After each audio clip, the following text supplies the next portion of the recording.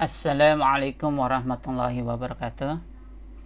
Kali ini kita akan membahas latihan soal tentang ukuran pemusatan, ukuran sebaran, dan ukuran letak untuk data berkelompok dalam tabel distribusi. Nah, ini soalnya diketahui rata-rata nilai 54 siswa di sebuah sekolah telah disederhanakan dalam sebuah tabel distribusi frekuensi. Nah, ini terdapat 7 kelas. Pertanyaannya, tentukan A. nilai rata-rata, B. median, C. modus, D. varian, E. simpangan baku, F. kuartil kedua dan ketiga, G. desil ketiga, H. persentil ke-37. Baik, kita jawab satu persatu dari nilai rata-rata. Nah, dari tabel yang tadi kita buat nilai frekuensi kumulatifnya, kemudian nilai tengahnya XI, kemudian kita kalikan nilai frekuensi dengan nilai tengahnya. Nah, kita akan mendapatkan jumlahnya. Nah, kita ketahui bahwa nilai rata-rata adalah sigma Fi kali Xi dibagi jumlah Fi. Nah, kita substitusikan nilainya di sini 4303 dibagi 54, maka akan dihasilkan nilai rata-rata 79,68519. Lanjut ke pertanyaan yang kedua, adalah nilai tengah atau sering disebut dengan median. Kita butuhkan tabel frekuensinya. Nah, di sini frekuensi kumulatifnya ya. Nah, kita harus tahu dulu letak nilai tengahnya di mana dengan rumus data n per 2. Nah, n-nya kita tahu 54 dibagi 2 sama dengan 27. Nah, 27 itu berada pada kelas interval yang kelima. Nah, dari sini kita tahu nilai B itu batas bawahnya itu 78,5 ya, dikurangi 79 kurangi setengah. Kemudian nilai P panjang kelasnya itu 4 ya, 79, 80, 81, 82. 4. Kemudian F itu apa? Jumlah frekuensi kumulatif sebelum kelas median berapa? 20. Nah, 20 itu di sini nih ya. Ini kumulatifnya dijumlahkan 1 tambah 2 tambah 17 itu 20. Nah, kemudian F kecil itu adalah frekuensi kelas median, itu nilainya 21. Nah, dari nilai-nilai tersebut kita substitusikan 78,5 tambah 4 kali setengah kali 54 dikurangi 20 per 21 akan dihasilkan 78,5 tambah 1,33, maka nilai mediannya adalah 79,8333. Selanjutnya kita tentukan modusnya. Modus adalah nilai yang sering muncul. Dari tabel distribusi frekuensi kita lihat bahwa nilai yang sering muncul pada kelas interval yang kelima ya, sebanyak 21. Nah, berapa nilai modusnya? Kita tahu rumusnya dengan nilai B 78,5, kemudian panjang kelasnya 4, kemudian B1. Apa itu B1? B1 adalah frekuensi kelas modus dikurangi frekuensi satu kelas sebelumnya. Jadi ini ya, 21 kurangi 17, maka dihasilkan 4. Nah, kemudian B2. Apa itu B2? B2 adalah frekuensi kelas modus dikurangi frekuensi satu kelas berikutnya. Jadi ini ya, 21 dikurangi 12 akan dihasilkan 9. Maka nilai-nilai ini kita substitusikan ke rumusnya, akan dihasilkan 78,5 plus 4 kali 4 per 13. Maka akan dihasilkan nilai modus 78,5 tambah 1,23 akan dihasilkan 79,73. Lanjut kita ke varian ya, berapa nilai variannya. Nah, nilai varian kita perlu tambahkan kolom untuk menghitung nilai tengah kuadrat dan juga frekuensi kali nilai tengah kuadrat ya, kalikan. Nah, setelah ketemu perkalian ini dijumlahkan ya, di sigma ini jumlah dari nilai-nilai ini dijumlahkan. Nah, kita tahu rumusnya, nilai varian n nya adalah 54 kali 343762 dikurangi 4303 kuadrat. Nah, kemudian sigma Fi ini sama dengan N atau 54 dikali 54 kurangi 1, 53. Maka akan dihasilkan 18563,121 dikurangi 185150809 per 54 kali 53. Nah, hasilnya itu 47312 per 2862.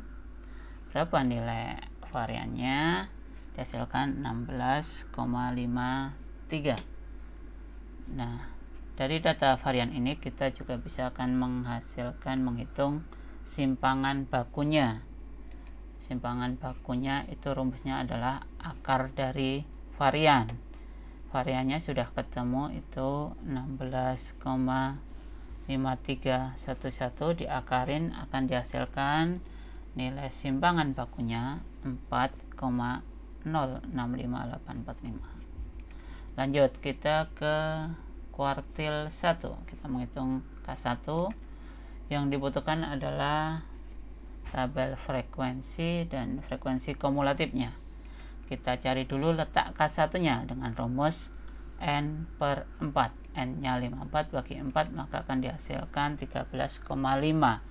Maka kuartil ke-1 terletak pada data ke-13,5. Di manakah itu? Oh, ternyata di kelas interval yang keempat. Ini ya, 13,5 itu di sini.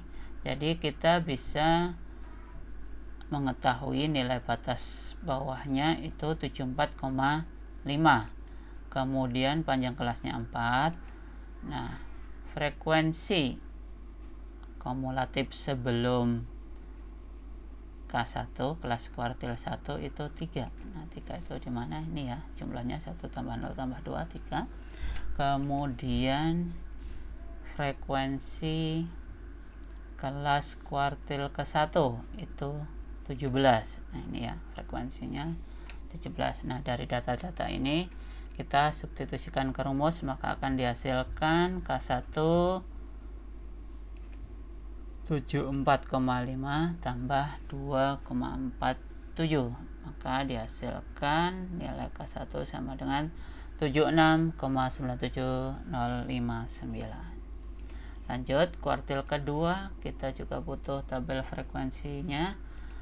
Nah, kita cari dulu letak K2. Tuh rumusnya dengan N per 2. 54 bagi 2, 27. Dimanakah? Oh, ternyata terletak di kelas interval ke-5. Maka kita bisa tahu nilai batas bawahnya 78,5. Panjang kelasnya 4. Nilai frekuensi kumulatif sebelum